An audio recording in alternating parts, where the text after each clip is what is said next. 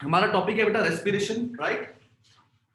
तो हमें तो सबसे पहले पता होना चाहिए रेस्पिरेशन होता क्या है, ये हम लोग कर चुके हैं लास्ट क्लास में वैसे, ठीक है। रेस्पिरेशन एक लाइफ प्रोसेस है बेटा, जो हमारी लाइफ के लिए जरूरी है, लाइफ प्रोसेस है जो हमें जीने के लिए जरूरी है। It is a life process, ठीक है। लाइफ प्रोसेस है जो किस काम आता है, which is used to obtain energy, जो हमें एनर्जी को ऑब्टेन करने का काम आता है, which is used to obtain the energy, which is used to obtain energy from the food.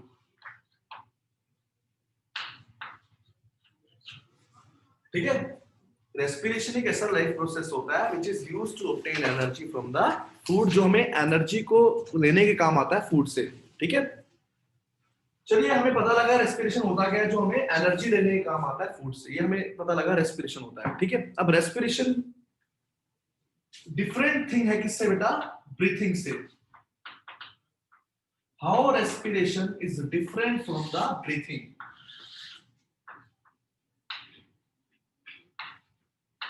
How the respiration is different from the breathing. ये हमारा टॉपिक है बेटा आज का, राइट, ठीक है। तो सबसे पहले तो हमें ये क्लियर होना चाहिए बच्चे, अरे बता, हाँ, रेस्पिरेशन और ब्रीथिंग में डिफरेंस क्या है। रेस्पिरेशन सबसे पहले तो बायोकेमिकल प्रोसेस होता है। बायोकेमिकल का मतलब क्या है, जिसमें केमिकल रिएक्शन इन्वॉल्व होती है, ठीक है। तो ये क्या है, बायोकेमिकल प्रोसेस है जिसमें एक रिएक्शन इन्वॉल्व होती है, ठीक है। ब्रीथिंग एक जस्ट फिजिकल प्रोसेस होता है, ठीक है, इसमें कोई केमिकल रिएक्शन नहीं होती। It is a physical process, जबकि वो क्या होता है मेरे पास एक बायोकेमिकल प्रोसेस होता है, राइट, ठीक है। ये एक बायोकेमिकल प्रोसेस है, वो एक फिजिकल प्रोसेस है, ये समझ आ गई बेटा, ठीक है। इसमें क्या होता है, एनर्जी को ऑब्टेन करते हैं, इसमें क्या होता है, एनर्जी को ऑब्टेन करते हैं किससे बेटा, फूड से, ठीक है। और इसमें क्या होता है, जबकि इसमें हमने एनर्जी ऑब्टेन किया फूड से, इसमें सिर्फ एक्सचेंज होता है गैसेस का, गैसेस का एक्सचेंज होता है, ऑक्सीजन इनहेल होती है और कार्बन डाइऑक्साइड एक्सहेल होती है, ठीक है। तीसरा बेटा, रेस्पिरेशन में एनर्जी यूज, एनर्जी क्या होती है, प्रोड्यूस होती है, उसमें एनर्जी यूज होती है।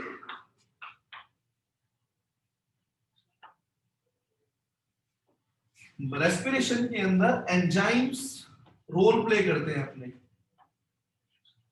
No role of enzyme.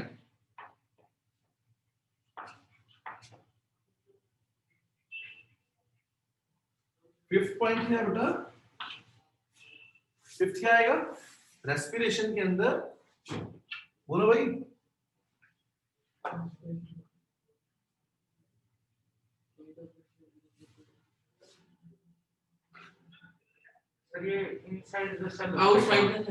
देख के बताना पड़ा है। रेस्पिरेशन जो होता है वो इनसाइड द सेल होता है, सेल के अंदर होता है, वो आउटसाइड, वो हमारे आउटसाइड द सेल होता है। ये हमारा डिफरेंस है ब्रीथिंग और रेस्पिरेशन में। लास्ट क्लास में भी हम इसको डिस्कस कर चुके थे, तो इसलिए मैं ज्यादा डिटेल नहीं दे रहा इसको, सिर्फ आपको मैंने पॉइंट्स बता दिए, रिवाइज हो गया होगा, ठीक है।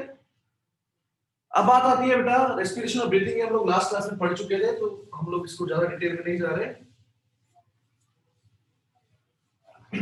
हमारा टॉपिक आता है बेटा next topic, that is the types of respiration.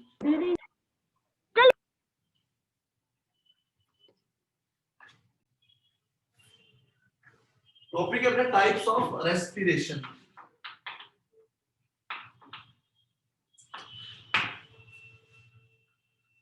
Types of respiration में अगर हम बात करें तो दो टाइप होते हैं बेटा, पहला तो एरोबिक रेस्पिरेशन और दूसरा एनारोबिक रेस्पिरेशन।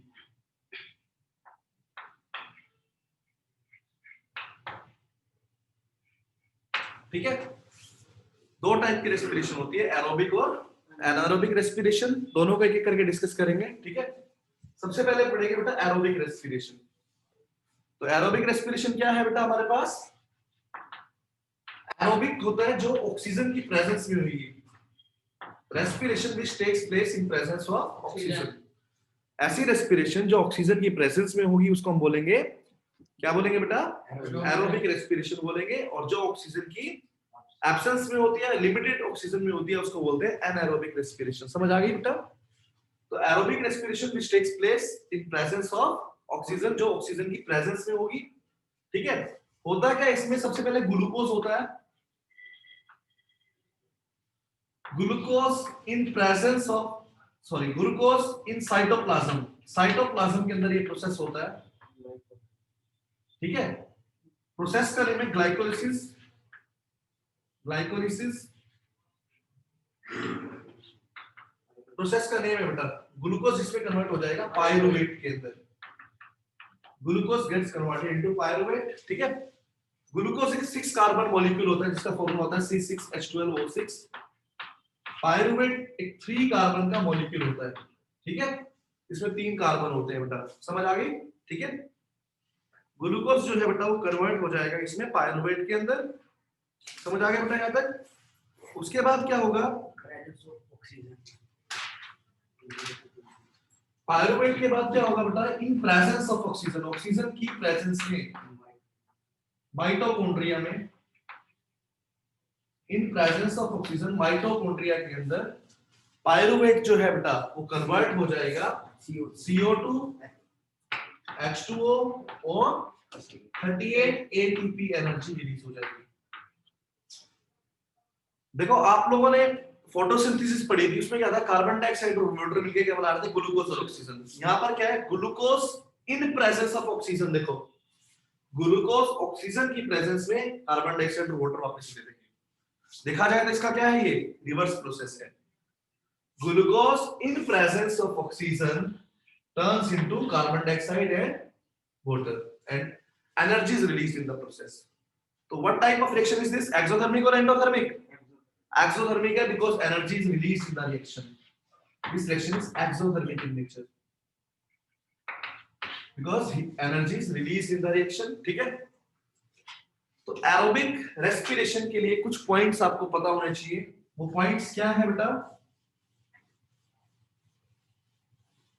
वो पॉइंट्स ये हैं, aerobic respiration takes place in presence of oxygen, one molecule of glucose produces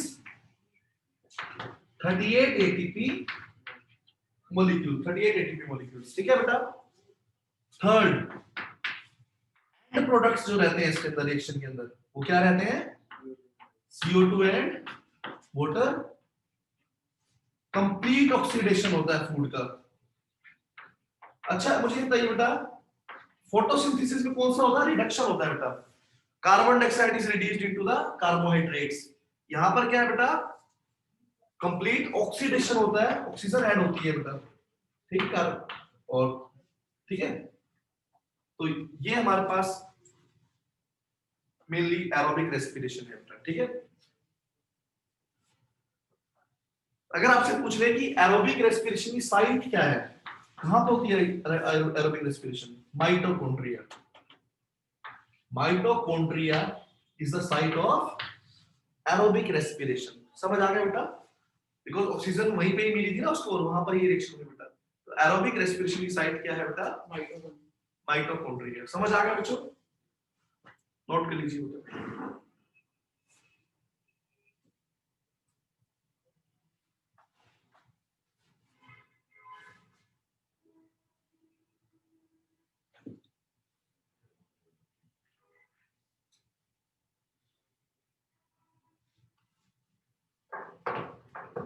हो गया, पूछना है क्या? नेक्स्ट है बेटा एनारोबिक रेस्पिरेशन।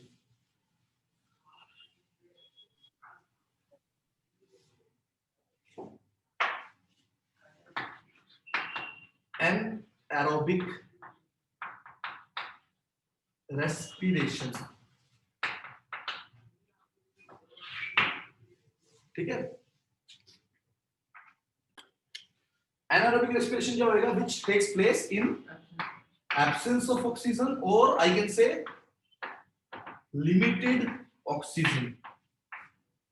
आप कभी भी नोटिस करना, मान लो आपके अंदर ऑक्सीजन लेवल आपकी बॉडी के अंदर कम है, तो आपकी बॉडी में क्रैम्प्स बहुत जल्दी आएंगे बेटा, क्रैम्प्स बहुत जल्दी आएंगे, या फिर आप, मैं बोलता हूँ कि एनर्जी नहीं होगी आपकी बॉडी के अंदर उस टाइम पर। क्यों होता है ऐसा, ये देखेंगे अभी। तो एनाएरोबिक रेस्पिरेशन क्या होता है बेटा, which takes place in absence of oxygen और I can say limited oxygen में जो होता है वो क्या है मेरे पास, एनारोबिक रेस्पिरेशन होता है। तो करते हैं बेटा इसको स्टडी। सबसे पहले मैं बात करूंगा एनारोबिक के अंदर फर्मेंटेशन, दो टाइप का सीखेंगे इसमें। सबसे पहला फर्मेंटेशन प्रोसेस।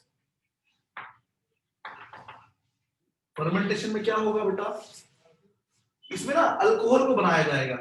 किस काम आता है, अल्कोहल की प्रोडक्शन के ऊपर। अल्कोहल जो ड्रिंकिंग पर्पस के लिए यूज होती है, कौन सी होती है अल्कोहल, वो इथेनॉल। इथेनॉल एक ऐसी अल्कोहल है जो ड्रिंकिंग पर्पस के लिए यूज होती है, ठीक है। फर्मेंटेशन प्रोसेस से बनाई जाएगी, ठीक है।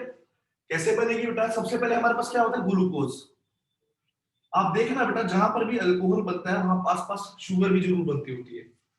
क्यों, शुगर का जो वेस्ट प्रोडक्ट होता है ना, उससे ही अल्कोहल बना दी जाती है बेटा। ग्लूकोज है,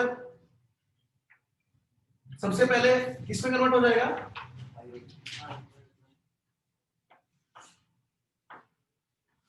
then this pyruvate gets converted into in presence of an enzyme named as, एक एंजाइम की प्रेजेंस में, ठीक है। एब्सेंस ऑफ ऑक्सीजन लिखेंगे यहां पर, ऑक्सीजन की एब्सेंस में यीस्ट जो है बेटा, तो क्या करेगा, पायरुवेट को इसमें कन्वर्ट कर देगा इथेनॉल और CO2, दो वाटर मॉलिक्यूल, दो कार्बन डाइऑक्साइड और दो एटीपी एनर्जी। लिखो बेटा, नोट कर लीजिए बेटा, समझते हैं फिर आगे करेंगे बेटा। फर्मेंटेशन प्रोसेस बेटा, सबसे पहले क्या है, ग्लूकोज। कौन सा प्रोसेस होता है, converted into pyruvate. Pyruvate gets converted into in presence of yeast, in absence of oxygen. ये प्रोसेस कहाँ हो रहा था, साइटोप्लाज्म में। It's converted into ethanol। और जब भी अल्कोहल बनती है स्मेल आ रही होती है इसको बहुत ज्यादा बेटा, ठीक है, बहुत ज्यादा स्मेल होती है वहां पर, वो कार्बन डाइऑक्साइड गैस भी होती है, साथ में क्या निकलेगा बेटा, एनर्जी, ठीक है। थर्ड है बेटा, in limited oxygen. In limited oxygen, limited oxygen में क्या होगा,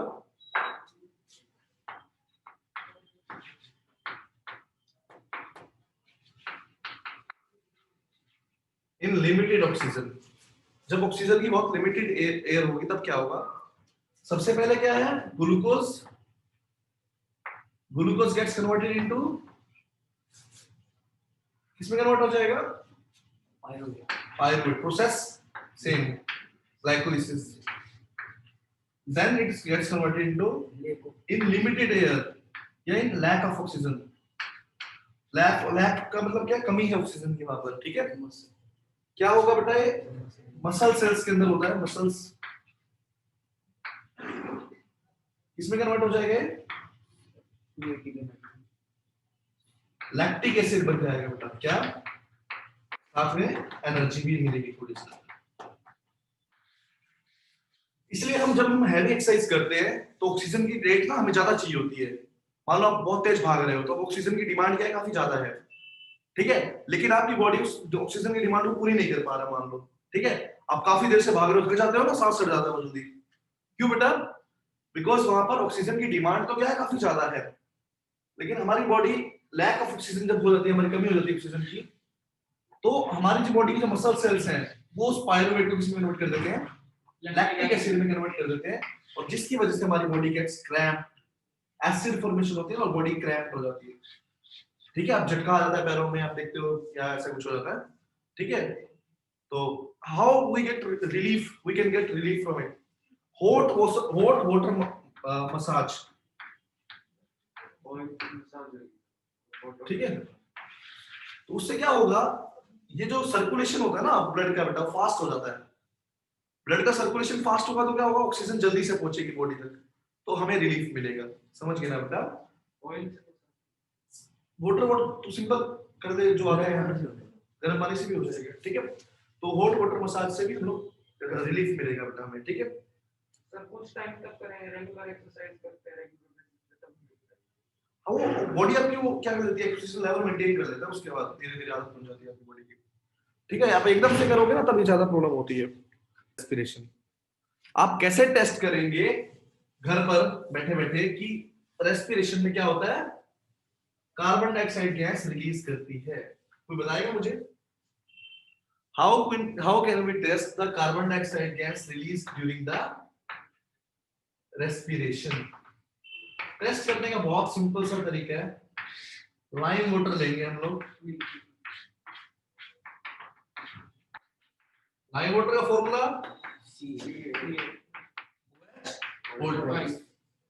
CaO, वेरी गुड, ठीक है। लाइम वाटर है, एक पाइप लेंगे, स्ट्रो लेंगे, ब्लो करेंगे, गैस कौन सी निकलती है, माउथ से निकलेगी बेटा, CO2। लाइम वाटर क्या हो जाएगा, इट टर्न्स, ठीक है। तो ये हमें टेस्ट करता है, मतलब बताता है कि carbon dioxide gas is released during the respiration. लिख लीजिए उत्तर।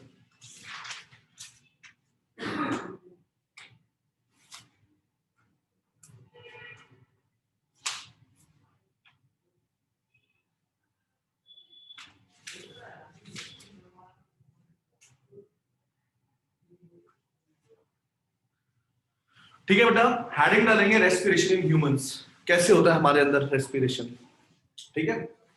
Respiration in humans,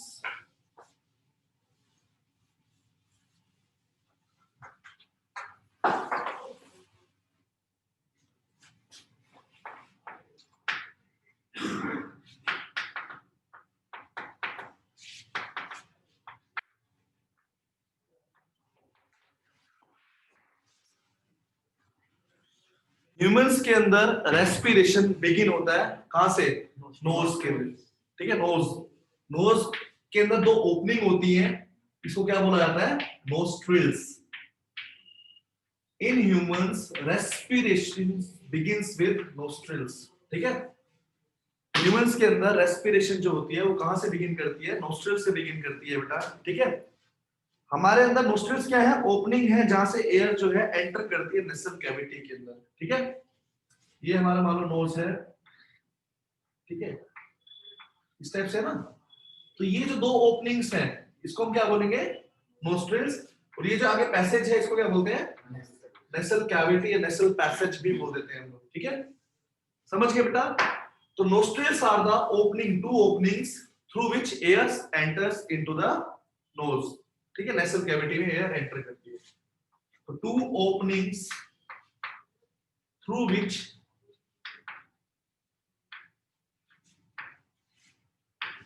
air enters into nasal cavity।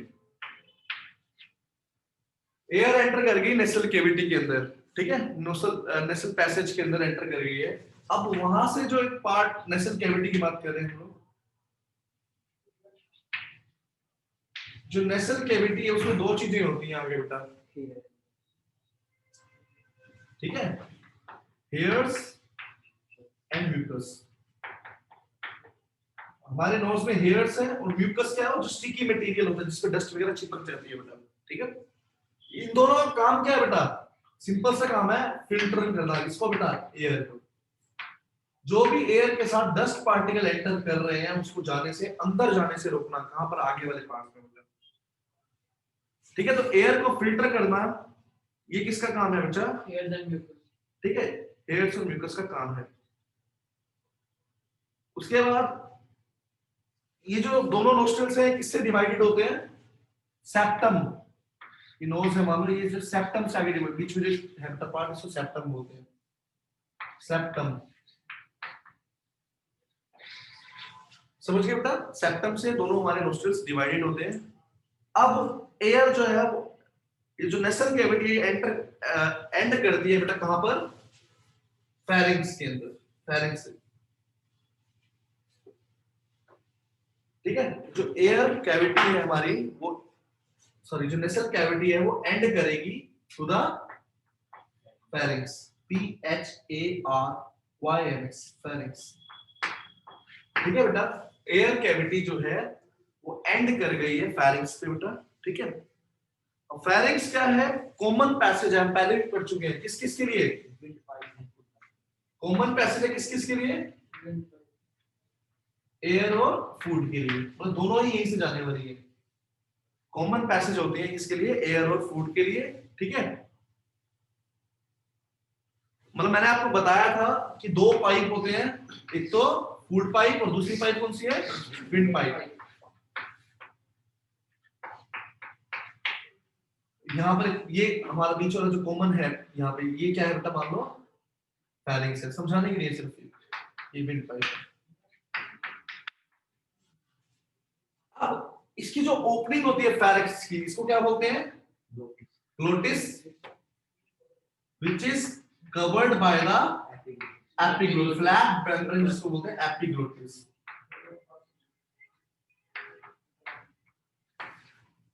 ठीक है, ग्लोटिस एंड एपिग्लोटिस, समझ आ गई बात?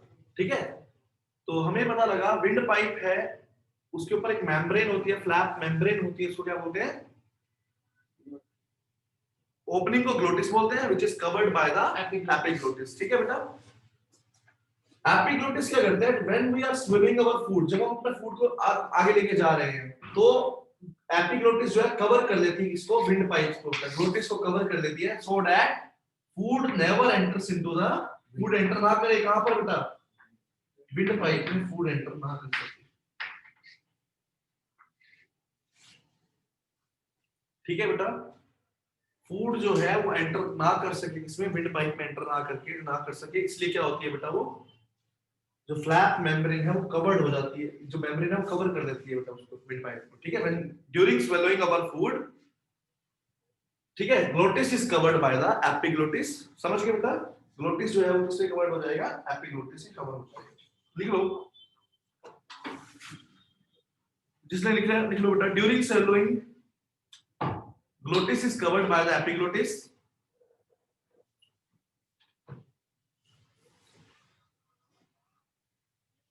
Glottis is covered by the epiglottis.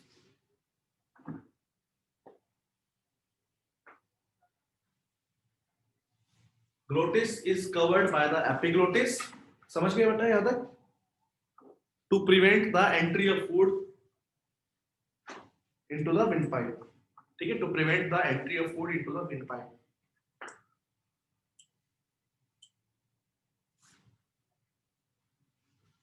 आगे जो विंड पाइप है, इट लेट्स टू, आगे इसका क्या आएगा बेटा? ट्रैकिया। ठीक है, विंड पाइप जो है बेटा, it lets to the trachea. Windpipe जो है उसके आगे आएगा ट्रैकिया। मतलब हम तीन पार्ट हम ऑलरेडी कर चुके हैं, कौन कौन से? Nostrils, nasal passage, pharynx. ठीक है, अब आता है बेटा ट्रैकिया। ट्रैकिया क्या है? ट्यूब लाइक पार्ट है।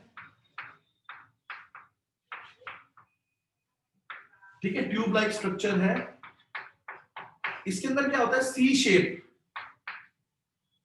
क्या प्रेजेंट होते हैं बेटा? रिंग्स प्रेजेंट होते हैं, सी शेप के रिंग्स होते हैं। इनको क्या बोलते हैं? Rings of cartilage. एक पाइप है, इसके अंदर ऐसे ऐसे रिंग है, बताइए, इसको सपोर्ट दे रहे हैं, क्यों? ये कोलैप्स ना कर जाए, when there is no air in it. ठीक है, ठीक है, तो क्या बोला बेटा मैंने? Rings of cartilage are present in the on the trachea. Trachea के ऊपर रिंग्स ऑफ कार्टिलेज प्रेजेंट होते हैं, जो क्या करते हैं बेटा? प्रिवेंट करते हैं किसको?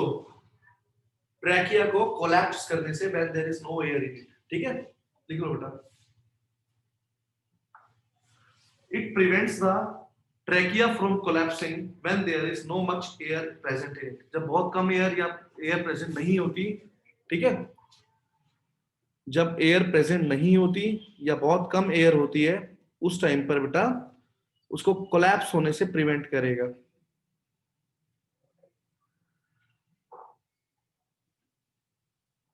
समझ आ गया बेटा यहाँ तक?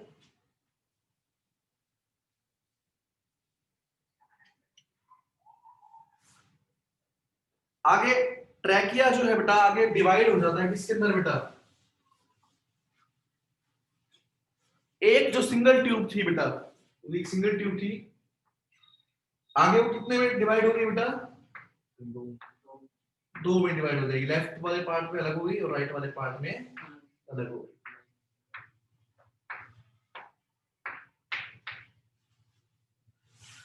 ठीक है, एक ट्यूब जो थी वो दो ट्यूब्स में डिवाइड हो गई है, इन दो ट्यूब्स को क्या बोलेंगे, ब्रोंकाई।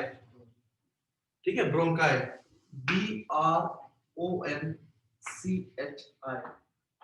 एक को बोलते हैं ब्रोंकस, दो को बोलते हैं ब्रोंकाई। ठीक है, ब्रोंकस और ब्रोंकाई। जो एक सिंगल ट्रैकिया था वो दो टू ट्यूब्स में डिवाइड हो जाएगा, इसको हम बोलते हैं ब्रोंकाई। ठीक है, सिंगल को हम बोलते हैं ब्रोंकस। ठीक है,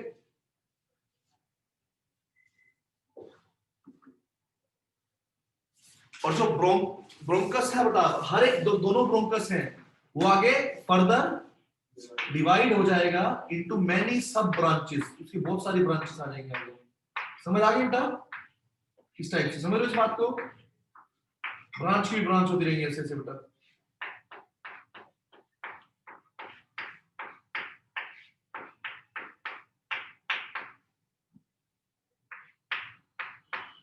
समझ गए बेटा, each bronchus is then divided into number of fine branches, वो बहुत सारी ब्रांचेस में डिवाइड हो जाता है।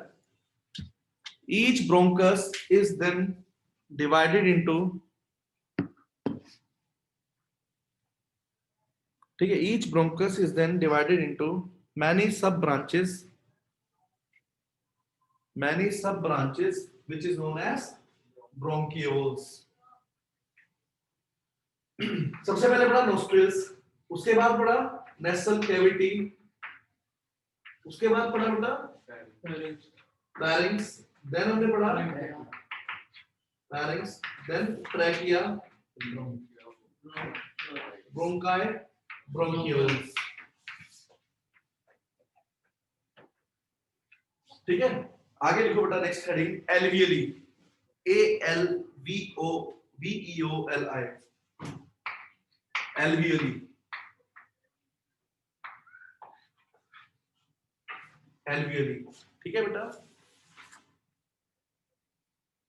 आफ्टर रिपीटेड डिविजन्स, अब इतनी सारी रिपीटेड डिविजन्स हो गई हैं, after repeated divisions each bronchioles, after repeated divisions each bronchioles ends into the air sacs। ऐसे से बेटा air sacs balloons like structure होते हैं, इससे एंड कर जाती है हर एक, क्या बेटा, ब्रोंकियोल एंड करती है किससे, एयर सैक्स।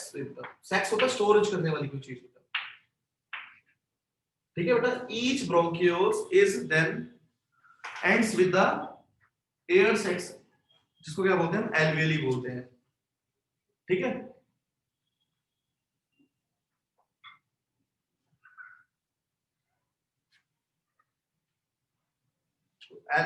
ठीक है, alveoli are the balloon like structures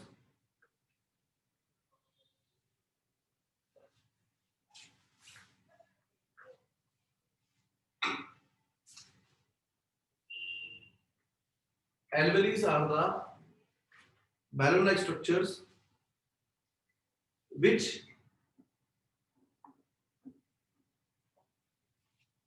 act as a site,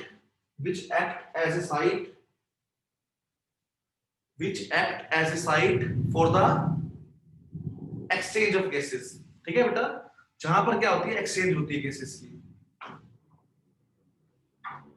which act as a site for the exchange of gases। ठीक है, यहीं पर ही एक्सचेंज होता है गैसेस का। इसके अंदर आप लिखेंगे these are the functional unit of the lungs। Lungs actually में यही है, लंग्स का जो मेन का मतलब फंक्शन जो हो रहा है ना, वो एल्वियली की वजह से ही हो रहा है। ठीक है बेटा, ये लंग्स के अंदर का एक पार्ट है, खड़ा समझ गए ना अपना ऐसे, ये लंग्स है,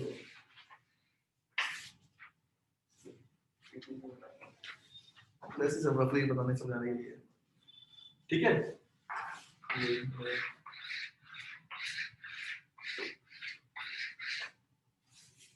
एक तरह से समझ लो, ठीक है, थोड़ा आइडिया लग गया बेटा, ठीक है।